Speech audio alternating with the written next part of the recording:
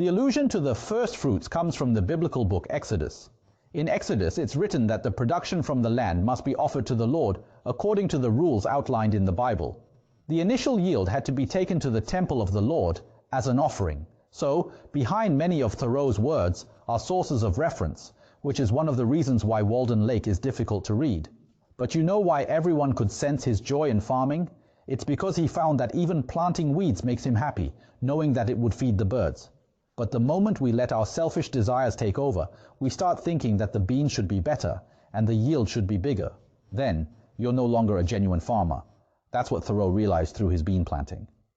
Not far from his place, there was a small village where Emerson and others lived.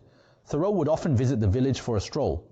After hoeing, or perhaps reading and writing in the forenoon, I usually bathed again in the pond, swimming across one of its coves for a stint, and washed the dust of labor from my person, or smoothed out the last wrinkle which study had made, and for the afternoon was absolutely free.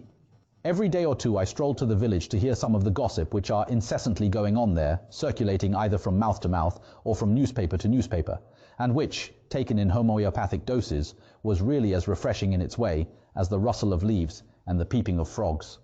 Thoreau was not far from the hustle and bustle of the world. Sometimes I bolted suddenly, and nobody could tell my whereabouts, for I did not stand much about gracefulness, and never hesitated at a gap in a fence. He was an adult, but he often squeezed through gaps in the fence.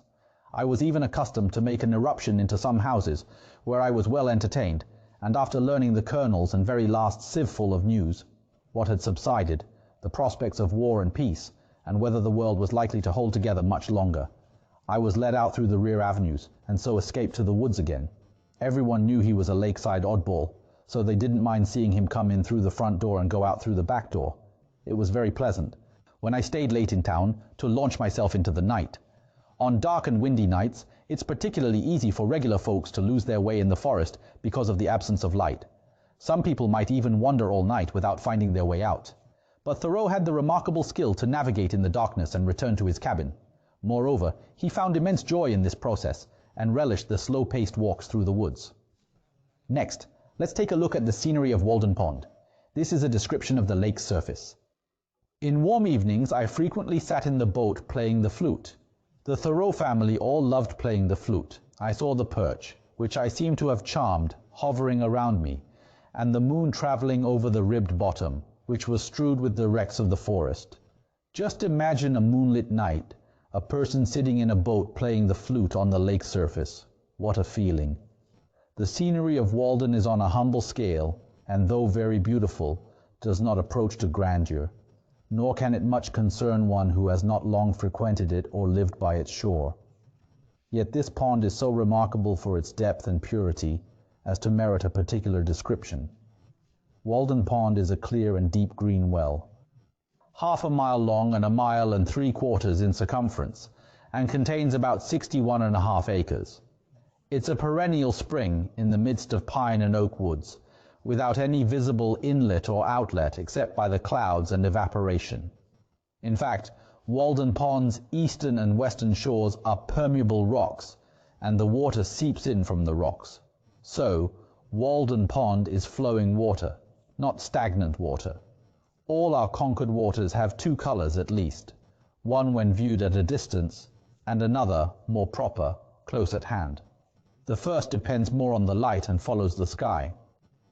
Walden is blue at one time and green at another, even from the same point of view. Lying between the earth and the heavens, it partakes of the color of both. The water is so transparent that the bottom can easily be discerned at a depth of 25 or 30 feet.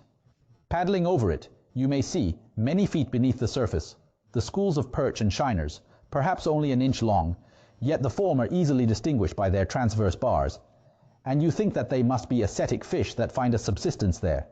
Once, in the winter, many years ago, when I had been cutting holes through the ice to catch pickerel, as I stepped ashore, I tossed my axe back onto the ice, but, as if some evil genius had directed it, it slid 4 or 5 rods directly into one of the holes, where the water was 25 feet deep. Out of curiosity, I lay down on the ice and looked through the hole, until I saw the axe a little on one side, standing on its head, with its helve erect and gently swaying to and fro with the pulse of the pond, and there it might have stood erect and swaying till in the course of time the handle rotted off, if I had not disturbed it. making another hole directly over it with an ice chisel that I had, and cutting down the longest birch which I could find in the neighborhood with my knife, I made a slip noose, which I attached to its end, and, letting it down carefully, passed it over the knob of the handle, and drew it by a line along the birch, and so pulled the axe out again.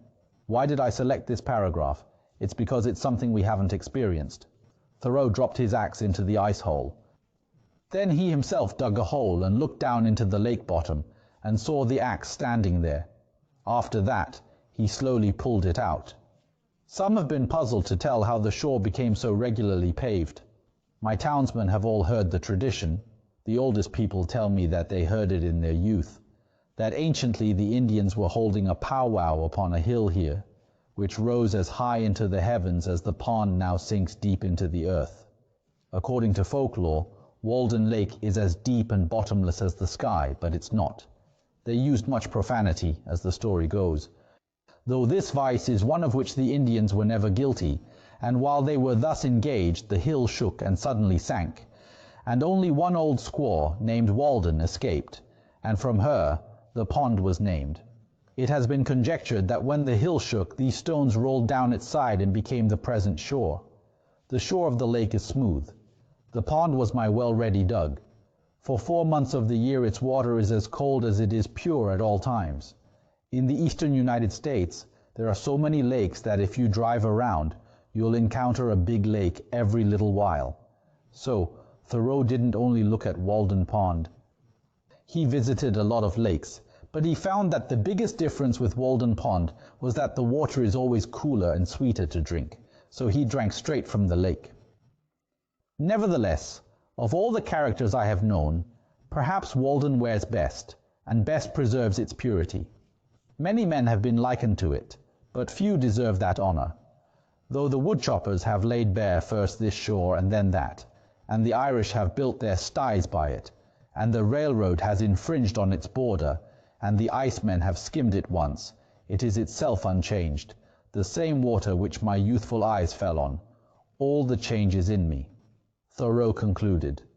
Most of the time, nature thrives in places far from human habitation. Talking about heaven is a luxury. You've polluted the world. Thoreau criticized people for polluting nature and then dreaming of heaven. Near his little cabin was a place called Baker Farm, and on the way there he would pass a happy meadow, a wide open field of grass. He says, "Once it chanced that I stood in the very abutment of a rainbow's arch, which filled the lower stratum of the atmosphere, tinging the grass and leaves around, and dazzling me as if I looked through colored crystal. It was a lake of rainbow light, in which, for a short while, I lived like a dolphin. In the eyes of Westerners, dolphins are thought to radiate a vibrant glow when they die. If it had lasted longer, it might have tinged my employments and life. This is quite magical. Imagine standing at the end of a rainbow, surrounded by its colors. It's a wonderful feeling. But the note says this is actually impossible.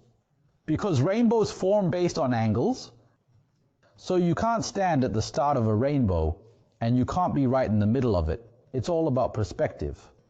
But as for why Thoreau had that feeling, and how he saw the surroundings shining with golden light, it's hard to say. It could have been just the effect of the light,